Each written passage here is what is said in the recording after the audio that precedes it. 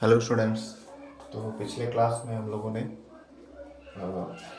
Atom and molecule chapter के कुछ topic को डिस्कस किया था जिसमें एटॉमिसिटी था, है ना। अब हमारा नेक्स्ट टॉपिक है मॉलिक्यूलर मास।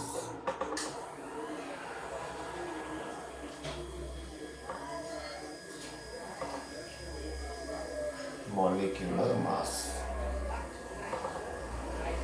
तो मॉलिक्यूलर मास क्या होता है इसको हम लोग को समझना है इस टॉपिक में। ये बहुत छोटा टॉपिक है तो जल्दी से इसको समझ लेते हैं। देखिए, इसका वर्ड है मॉलिक्यूलर मास, यानी कोई मॉलिक्यूल है उसका मास। और मॉलिक्यूल किससे बनता है? एटम से, है ना। जैसा कि हम लोगों ने पिछले क्लासेस में बात की थी कि मान लेते हैं कई सारे एटम हैं, छोटे छोटे, एटम 1, एटम 2, एटम 3, कई, उसकी संख्या कुछ भी हो सकती है, इनफाइनाइट है, लिमिटेड भी हो सकती है और अनलिमिटेड भी हो सकती है। तो ये एटम्स हैं और इनके मिलने से बना मॉलिक्यूल, है ना। ये बन गया हमारा मॉलिक्यूल, ठीक। तो कई सारे एटम के मिलने से मॉलिक्यूल बना। तो मॉलिक्यूलर मास क्या होता है? मॉलिक्यूल का मास। और इस मॉलिक्यूल का मास कैसे पता चलेगा? जब हम लोग को हर एक एटम का मास पता होगा तो सबका मास ऐड कर देंगे तो उससे हमको पता चलेगा मॉलिक्यूल का मास, है ना। तो वही यहाँ पर हमको कंडीशन अप्लाई करके कुछ न्यूमेरिकल सिंपल सॉल्व करने हैं, ठीक। तो इसके लिए हम लोग को क्या करना है, जैसे मैंने पिछले क्लासेस में बताया था कि आपको कम से कम एटॉमिक नंबर 1 से लेकर के एटॉमिक नंबर 20 यानी कैल्शियम तक आपको atomic number, symbol, name and atomic mass, ये सारी चीज़ें याद होनी चाहिए, तभी आप इस तरह के क्वेश्चन कर पाएंगे मॉलिक्यूलर मास के। Molecular mass means sum of atomic masses of atoms present in a molecule। ठीक है, किसी भी मॉलिक्यूल में जितने भी एटम प्रेजेंट है उनका एटॉमिक मास जब जोड़ देंगे तो हमको क्या मिलेगा? Molecular mass. क्लियर? जैसा कि हम लोगों ने इस पिक्चर के थ्रू भी समझा। अब इसके कुछ एग्जांपल ले लेते हैं तो और आसानी समझ में आ जाएगा। तो कोई मॉलिक्यूल लेते हैं, मान लीजिए सिंपल सा एग्जांपल हम लोग लें, वाटर। वाटर भी एक मॉलिक्यूल है, इसका फार्मूला क्या होता है? H2O, ठीक।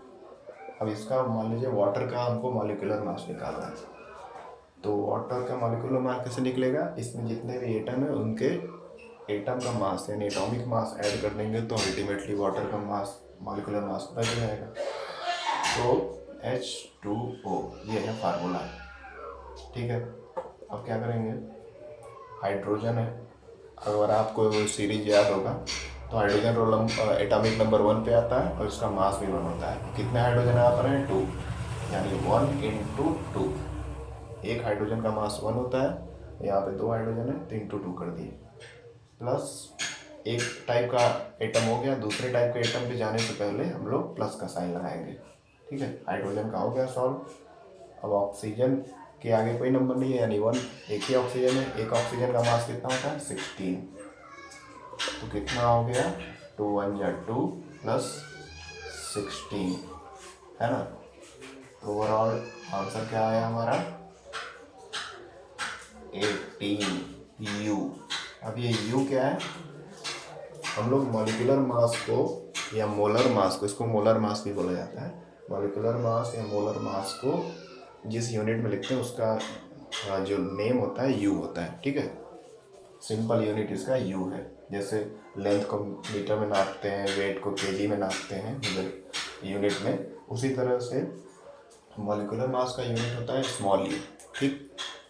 जो भी हमारा रिजल्ट आया उसके बाद U लिख देंगे, दैट्स इट। क्लियर? तो इस तरह से मॉलिक्यूलर मास हमको निकालना है, जैसे वाटर का हमने निकाला। किसी और का करके देख लेते हैं, दूसरा कोई एग्जांपल। ये हमारा पहला एग्जांपल था, दूसरा एग्जांपल देख लेते हैं। जैसे मान लेते हैं कि कोई सिंपल सा लेते हैं, कार्बन डाइऑक्साइड। कार्बन डाइऑक्साइड है गैस, ये भी एक मॉलिक्यूल है, इसका मॉलिक्यूलर मास निकालते हैं। कार्बन डाइऑक्साइड, फिर से इसका सिंबल लिख देते हैं। नाउ कार्बन का मास लिखेंगे, पहले कार्बन है, इसके आगे पीछे कोई नंबर नहीं है तो ये यानी 1 है। एक कार्बन का मास कितना होता है 12, है ना। चाहे तो आप इसको और एक्सप्लेन करके दिखाना चाहते हैं तो इंटू 1 भी दिखा सकते हैं, लेकिन मैं यहाँ जहाँ जो 1 एक नंबर में है एटम उसका मैं इंटू 1 नहीं कर रहा हूँ, है ना। अगर आप दिखा भी सकते हैं, जैसे कार्बन 1 है और एक कार्बन का मास कितना होता है 12, तो 12 इंटू 1, ठीक है, प्लस ये अगले एटम पे आते हैं दूसरे टाइप के, ऑक्सीजन आ गया, ऑक्सीजन की संख्या कितनी है 2, इंटू एक ऑक्सीजन का मास कितना होता है 16, ठीक। ये सब आपको याद रहेंगे तो फटाफट हो जाएंगे। देखिए तो 12 बन जा 12 प्लस 16 टू जा 32। अब इन दोनों नंबर को ऐड कर देंगे, 2 2 4 3 1 4, 44 यूनिट, ठीक है। तो कार्बन डाइऑक्साइड का मॉलिक्यूलर मास है 44 यू। क्लियर, समझ में आ रहा है। तो बस इसी तरह से सिंपल वे में आप मॉलिक्यूलर मास फाइंड आउट कर सकते हैं किसी भी मॉलिक्यूल का।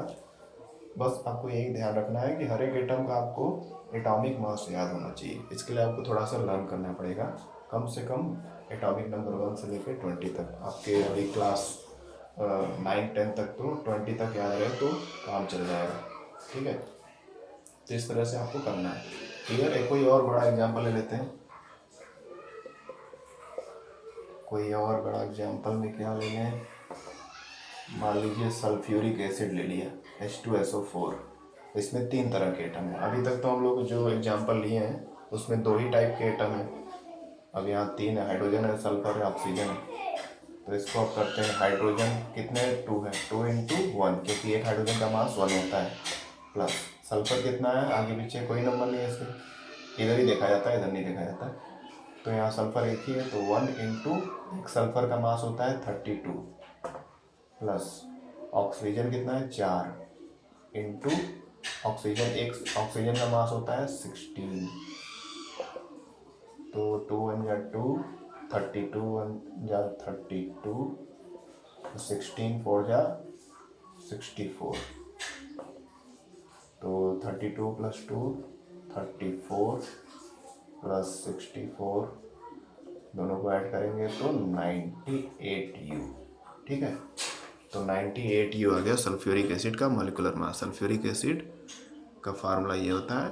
इसका मॉलिक्यूलर मास कैसे निकला, इसमें इसके अंदर जितने भी एटम कंबाइंड किए हैं उन सब का एटॉमिक मास ऐड करके हमको इस पूरे सल्फ्यूरिक एसिड मॉलिक्यूल का मास पता चल गया, that this is molecular mass of sulphuric acid. Clear.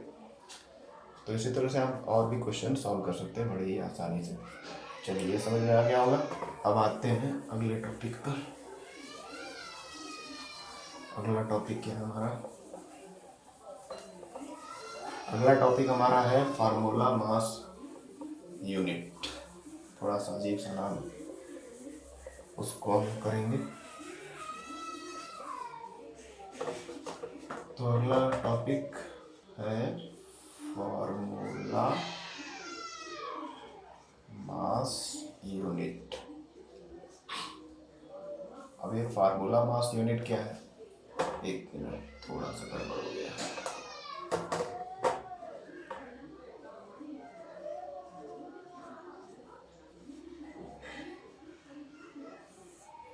Formula mass unit क्या है, फार्मूला मास यूनिट भी एकदम सिमिलर है जैसे कि हम लोगों ने मॉलिक्यूलर मास निकाला, सेम टू सेम है, कोई चेंज नहीं। यूनिट भी सेम है, सब कुछ सेम है, बस एक अंतर है कि यहाँ पर it is used for ionic compounds,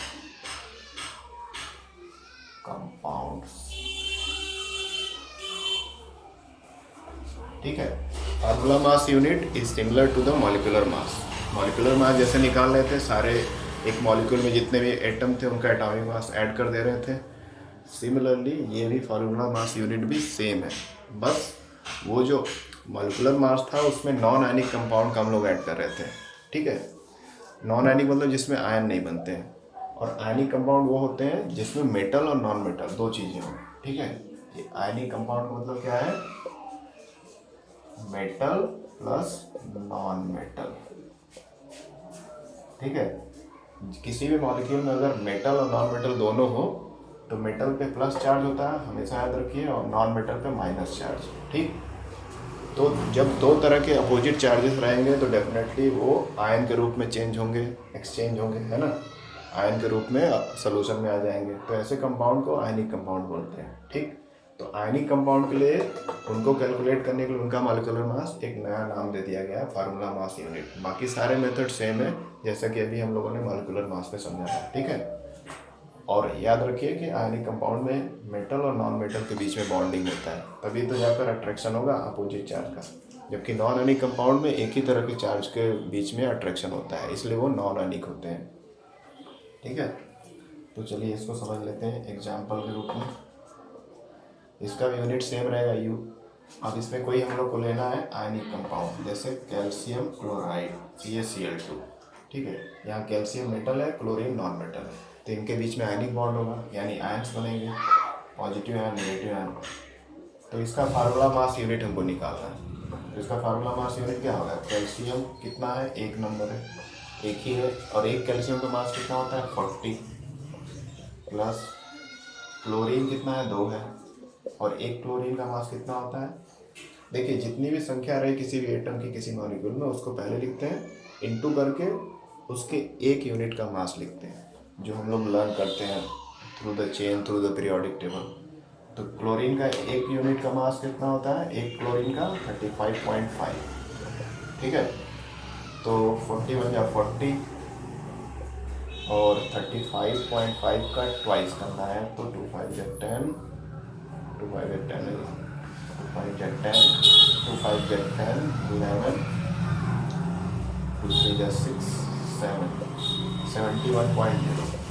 तो ये ऐड करेंगे तो आ जाएगा 111.0 U। ठीक है, तो ये आ गया हमारा, समझ में आ रहा है। कैल्शियम क्लोराइड एक आयनिक कंपाउंड है, तो जब किसी आयनिक कंपाउंड का मॉलिक्यूलर मास निकालेंगे तो उसको हम लोग फार्मूला मास यूनिट नाम दे दिए हैं। मतलब इसको थोड़ा यूनिक बनाने के लिए आयनिक कंपाउंड के लिए एक अलग सा नेम दे दिया गया है। बाकी सारे प्रोसीजर मॉलिक्यूलर मास जैसे ही हैं। क्लियर, तो ये हो गया हमारा एक एग्जांपल। 111 यूनिट आया है कैल्शियम क्लोराइड का फार्मूला मास यूनिट। ठीक, सब कुछ सेम है जैसे कि मॉलिक्यूलर मास जैसा था। और कोई एग्जांपल ले लेते हैं, एक और इसको बैठा देते हैं, कोई एक और ले लेते हैं। एक और में क्या ले सकते हैं, मान लीजिए एग्जांपल के रूप में क्या लिया जाए, metal non metal, aluminium chloride.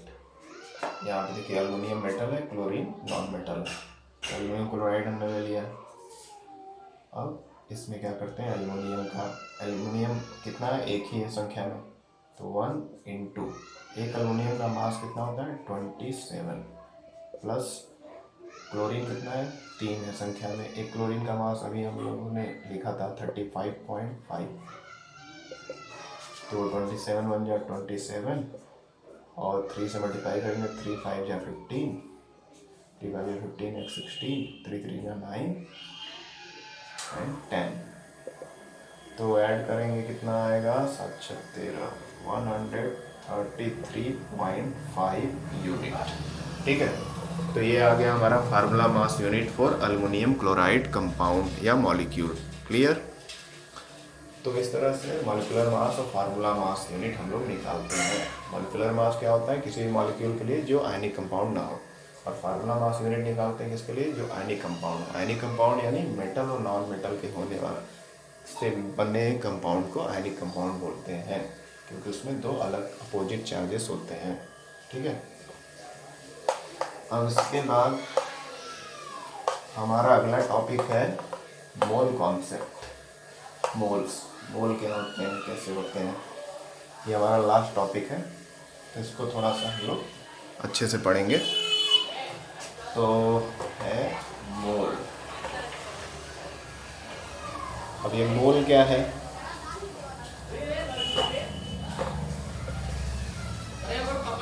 Mole is the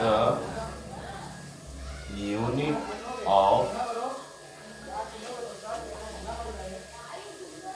amount of substance,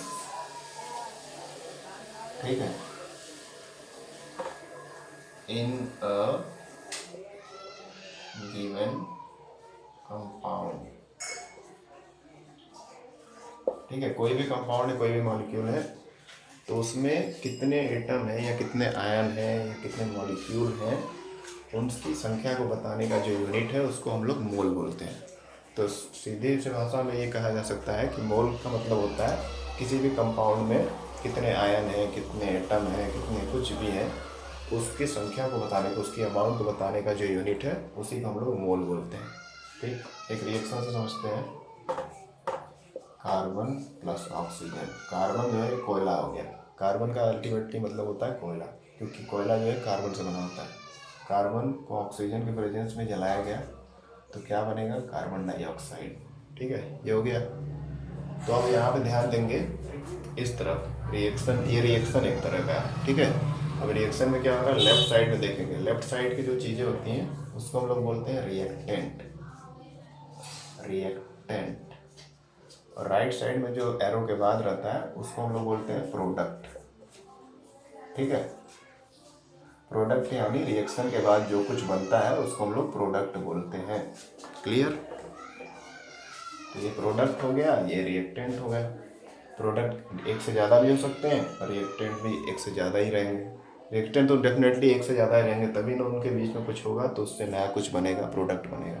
ठीक, तो इस रिएक्शन को ध्यान देखिए, कार्बन कितना है, एक संख्या में, तो बोल सकते हैं हम लोग एक मॉलिक्यूल, एक मोल कार्बन यहाँ पे रिएक्ट किया, कितने मोल से, एक मोल